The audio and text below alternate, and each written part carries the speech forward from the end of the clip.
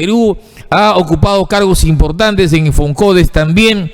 Hoy este tema me preocupa tremendamente, donde José Fachín, dirigente indígena, ha señalado que él comprometió su palabra conjuntamente con Pedro Castillo en revisar el acuerdo de Escazú, que en el Congreso ratificaron no al acuerdo de Escazú.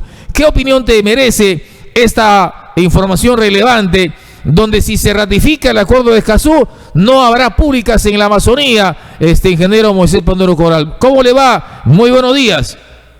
Buenos días, mi estimado Hugo. Qué bien que me comentes esta información. Yo no conocía que José había manifestado eso, pero desde mi punto de vista el acuerdo de Escazú es irrevisable ya. Pueden insistir, pero no creo que obtengan mayor mayor apoyo del Congreso de la República, viendo la composición actual del Congreso de la República. Creo que ahorita los únicos que podrían apoyar revisar el acuerdo de Escazú serían solamente los parlamentarios de Castillo, ¿no? Porque no hay más representación, y tal vez los de Verónica, que han entrado, creo que son 5, más los 30 y tantos de Castillo, no llegarían a tener la mayoría necesaria para que Escazú pueda ser revisada. Señala José Fachín que un compromiso que asumió Perú Libre con Pedro Castillo en su visita a Iquitos era justamente la revisión, pero más o menos estoy tomando ya la idea. Si ellos han señalado que a los 6 meses que estaban en el poder cierran el Congreso, significa que el acuerdo de Escazú evidentemente iría, mi estimado Moisés Panduro Coral. No creo. A ver, vamos a ver. Para revisar un acuerdo que ya ha sido tomado por el Congreso de la República, porque no te olvides que el acuerdo no lo toman las personas, y lo otorga una institución. En este caso, el Congreso de la República como tal, a nivel de la Comisión de Relaciones Exteriores, ha decidido archivar este acuerdo de Escazú, ¿verdad? Ahora, si intentarían revisar, tendrían que primero que sea aceptado en la Comisión de Relaciones Exteriores, donde evidentemente no van a tener mayoría absoluta, porque ellos solamente tienen la 4ª parte y un poquito más de los congresistas del total de congresistas, ¿no? El total de congresistas son 130 y me parece que el señor Castillo tiene como, si no me equivoco, 35 parlamentarios, ¿no? ¿Qué pasaría, ingeniero Moisés Panduro Coral? Vea, si ellos cierran el Congreso a los 6 meses, como ha adelantado ya una opinión, la parlamentaria Zaira Arias ha dicho que a los 6 meses cierran el Congreso y convoca a una asamblea constituyente, ¿es posible que ahí puedan revisar ese acuerdo de Escazú? ¿Qué opinión tiene usted, por favor? Probablemente, una vez que en el supuesto de cumplir su amenaza, porque eso no es una propuesta, sino una amenaza, ¿no? De cerrar el Congreso cuando el Congreso no responde a tus intereses, y mismo Vizcarra, ¿no? Cierra el Congreso porque no responde a mis intereses, ¿no? Y creo que ese tipo de actitudes autoritarias y de tipo totalitario incluso no deben pasar. Pero en el supuesto de que eso ocurra, tendría que elegirse una asamblea constituyente, y en esa asamblea constituyente tendría que ver cómo quedan ellos. Y yo no creo que después de 6 meses que hagan barbaridades puedan conseguir una mayoría. Es probable que se queden con una minoría mucho más pronunciada que la que tienen actualmente, ¿no? Entonces, todavía hay mucho pan por rebanar. Yo sí estoy en contra del Escazú, con Congreso, sin Congreso, estoy absolutamente en contra del acuerdo del Escazú, porque imagínate, si ahorita para hacer un proyecto como cualquier proyecto, ¿no? De vial, terrestre, portuario, fluvial, se ponen 1000 trabas a un proyecto de inversión pública acá en Loreto por parte de las ONGs ambientalistas. Imagínense con ese acuerdo de Escazú no podríamos hacer absolutamente nada de nada. O sea, tendríamos que despedir nuestros proyectos, como por ejemplo la carretera Iquitos-Saramiriza. Tendríamos que olvidarnos de unir Yurimaguas con Jeveros, porque ahora que está construido Yurimaguas Jeverillos, faltaría Jeveros. Ese tramo sería puesto algún ambientalista virginal, iría, tomaría fotos que estamos derribando árboles para hacer una carretera y que estamos atentando contra la Amazonía, estamos deforestando los bosques, nos pusieran en la corte, nos llevarían a la corte internacional y chao, se paralizó el proyecto, ¿no? Yo creo que eso no quiere el pueblo de Yurimaguas, menos el pueblo de Loreto, ¿no? Lo que necesita Loreto para ser competitivo son carreteras, son puertos, son aeródromos, porque somos un territorio grande, el tamaño más grande que Ecuador, me parece que somos. Entonces, necesitamos conectividad, o sea, y la conectividad se hace, nos guste o no, pues en algunos casos hay que abrir franjas de servidumbre de 10 metros o 15 metros cuando se trazan carreteras, porque es así como se trazan las vías. Ellos que tanto admiran, por ejemplo, a Evo Morales ha tenido que pasar por una reserva indígena cuando hizo su carretera entre Cochabamba y Trinidad, que es la capital del departamento amazónico del Beni, en Bolivia. Estas dos ciudades están unidas por una carretera de 420 kilómetros, me parece, pero para poder unir a estos dos pueblos, Cochabamba en la sierra, en el sur andino de Bolivia, y Trinidad en la Amazonía de Bolivia, han tenido que pasar por una reserva indígena. Los indígenas se opusieron, pero Evo Morales lo que hizo es meterles bomba y palo. Así como ha actuado Evo Morales, obviamente un auténtico gobierno democrático tendría en todo caso que cambiar el trazo, no pasar por una reserva indígena, ¿no? Y en todo caso dialogar o exponer los argumentos que se necesitan. Pero en el caso de Evo Morales, para hacer su carretera, tiene que meter bomba y palo a la gente. No ese es el propósito, hay que dialogar. Y si hay que cambiar un trazo, se cambia para no tocar una reserva indígena. Pero ellos que tanto admiran a Evo Morales, ahí tienen a Evo Morales. Hoy los bolivianos pueden llegar desde su sierra andina, desde su sierra en Cochabamba hasta su Amazonía a través de esa carretera de 420 kilómetros, porque tendría que ponerse acá y sobre todo poniéndose un acuerdo antinacional, antipatriótico como ese de Escazú. Yo creo que los loretanos tenemos que oponernos con toda nuestra voluntad y con firmeza a cualquier intento de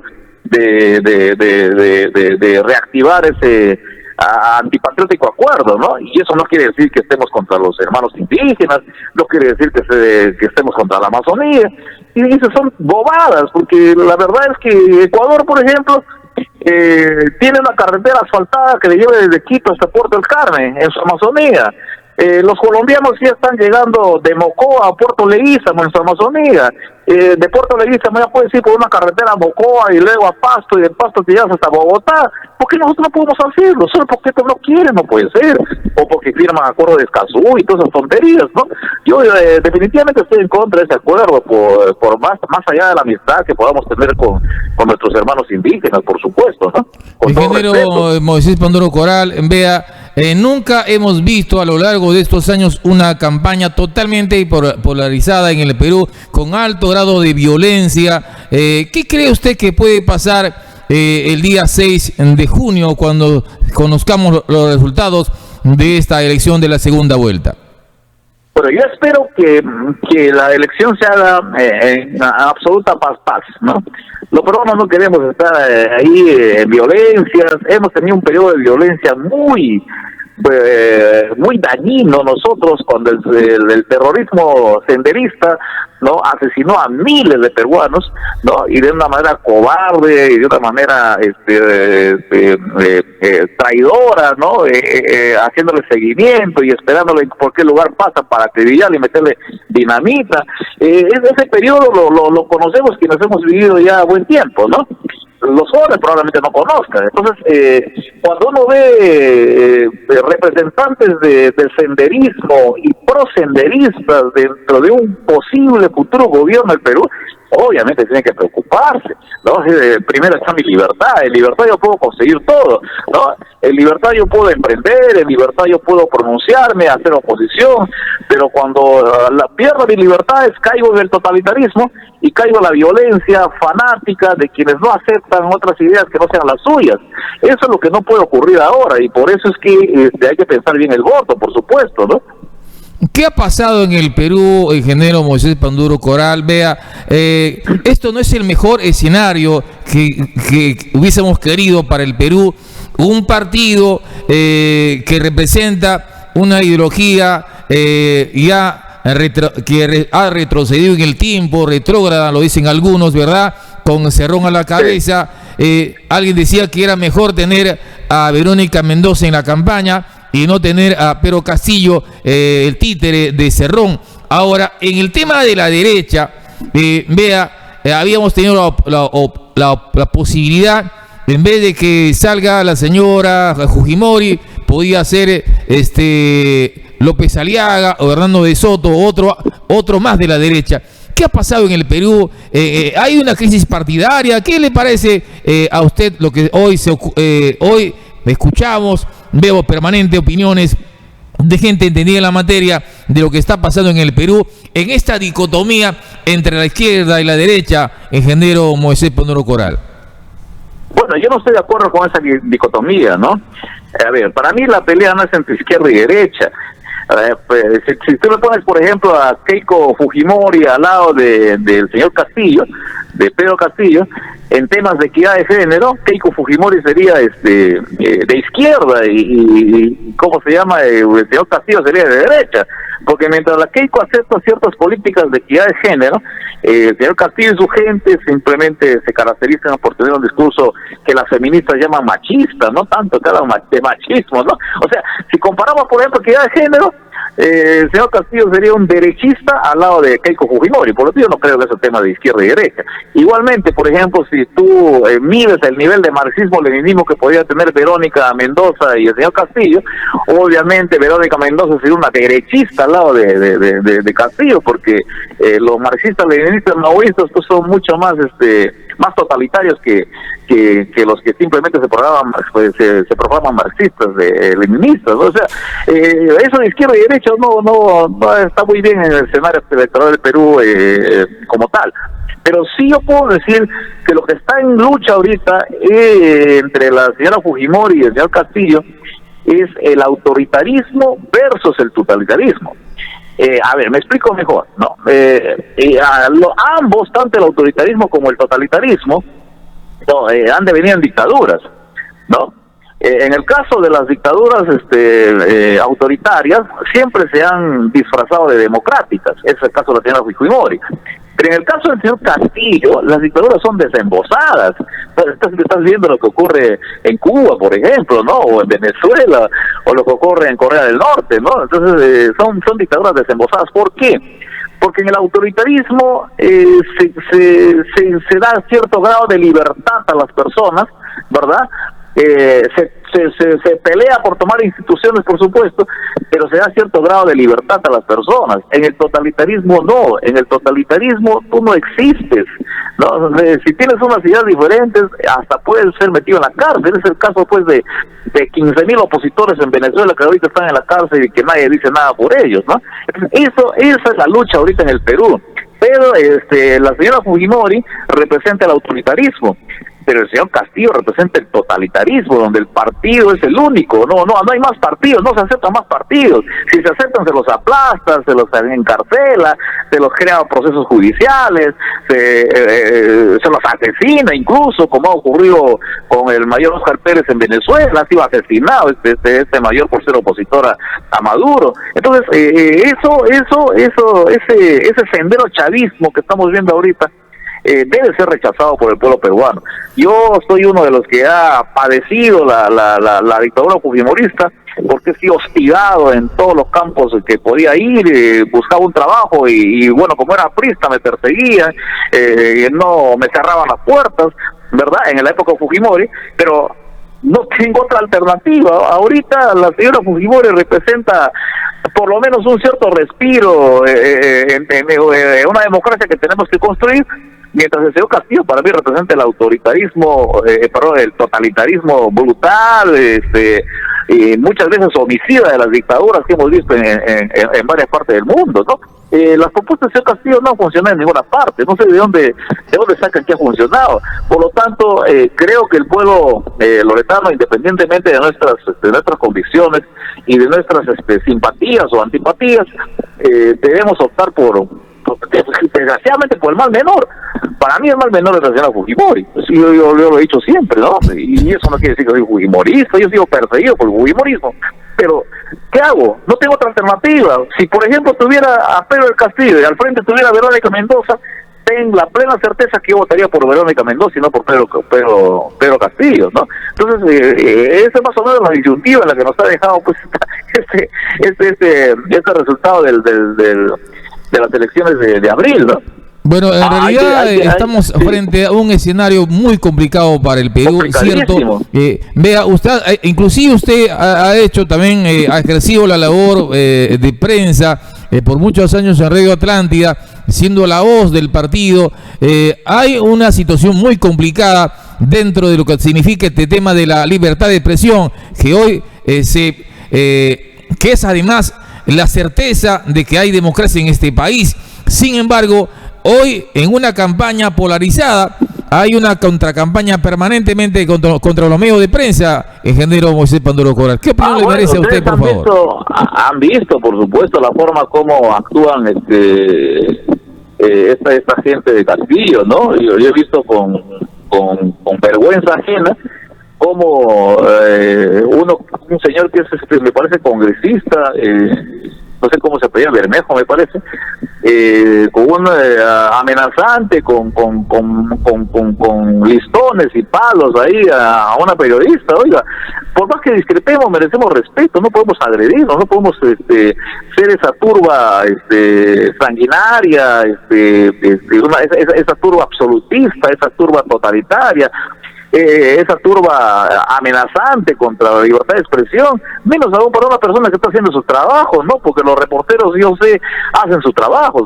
es conseguir la información, fastidian a veces a los candidatos, por supuesto, pero para eso existe lo que se llama la tolerancia. Entonces la intolerancia, como en este caso, va a ocasionar mucha violencia en el Perú, te digo, el escenario que se viene si gana Castillo es un escenario de violencia en el Perú, contra todo aquel que opine en contra. Desgraciadamente ese es el escenario que nos queda. Entonces, frente a eso, si tengo otra opción que no me gusta tampoco, pues tengo que optar por la otra opción. No me queda otra, francamente. Pues esa es mi opinión personal, ¿no? Bueno, muchas gracias, ingeniero Moisés Panduro Coral, por este momento importante, un momento bastante crucial para la democracia en este país. Ojalá la gente haya tomado en cuenta estas opiniones válidas, por supuesto. Pero además, antes de terminar, le pregunto, por favor, ¿en qué momento ha llegado hasta el hartazgo para ciertos grupos de peruanos este modelo económico? Hemos colapsado ya con el modelo neoliberal. ¿Qué pasa en el Perú con este cálculo que se está haciendo de una democracia aparentemente revestida de autoritarismo, pero además también donde hay una fragilidad de la autoridad, ingeniero Moisés Panduro Coral? Yo no creo esto del modelo neoliberal, porque no sé ni siquiera cuál es el otro modelo que proponen la gente del señor Castillo. Es un modelo estatista, totalitario, represor de las libertades, un modelo autárquico, porque dice que no vamos a hacer importaciones, no vamos a exportar lo que tenemos que exportar. No sé, esa es autarquía. Entre un modelo autárquico y un modelo de economía de mercado, por supuesto, prefiero el modelo de economía de mercado, ¿no? Además, porque en este modelo, con todas sus deficiencias, que por supuesto tenemos que contribuir a corregir y a mejorar y a reformar, hemos conseguido, según los gobiernos, hemos conseguido resultados buenos. En el caso de Alan García, por ejemplo, hemos conseguido crecer a 8% anual. Hemos pasado 3 millones de peruanos a la clase media, ¿no? Que antes estaban en pobreza.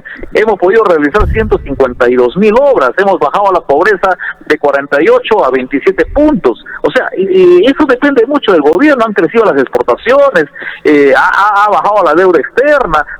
Todos esos resultados hemos conseguido entre el 2006 y el 2011 con el gobierno de Alan, ¿no? Y no van a decir que eso es un modelo neoliberal, porque ¿qué modelo neoliberal o derechista, entre comillas, supuestamente, baja la pobreza, crece las exportaciones, aumenta el número de peruanos en clase media, hace crecer la economía? ¿Qué modelo neoliberal hace eso? ¿No? Al contrario, el modelo neoliberal sumiría en la pobreza a la gente, ¿no? Pero cuando se critica al modelo de Alan García que aplicó, se dice modelo neoliberal, sin saber los resultados. Los resultados han sido muy buenos, ha sido un modelo heterodoxo, ¿no? De respeto a las libertades económicas, pero sobre todo también de una distribución de la riqueza, no a partir de quitarle a quien la tiene, sino de crear para el que no la tiene, como decía ella de la Torre. Eso es lo que se ha hecho, ¿no? Entonces, francamente no sé cuál es el otro modelo que ofrecen. No, hasta ahora nadie me ha explicado, he buscado por todos lados cuál es el modelo que ellos ofrecen, y lo único que dicen nueva constitución. Sí, La verdad no sé. A mí, francamente, me preocupa el escenario. Ojalá el pueblo peruano tiene que todavía 2 semanas para reflexionar y podamos reflexionar bien, porque el voto del señor Castillo, habiendo nacido como un voto emocional, ahí se ha mantenido, aunque ahora creo que está descendiendo, por lo que veo en las últimas encuestas, pero aún así, ¿no? Ese tipo de posturas totalitarias, dictatoriales, amenazadoras, restrictoras de las libertades, palo para el que no piensa como yo, eso debe ser rechazado por una ciudadanía que quiere votar, que quiere vivir en democracia.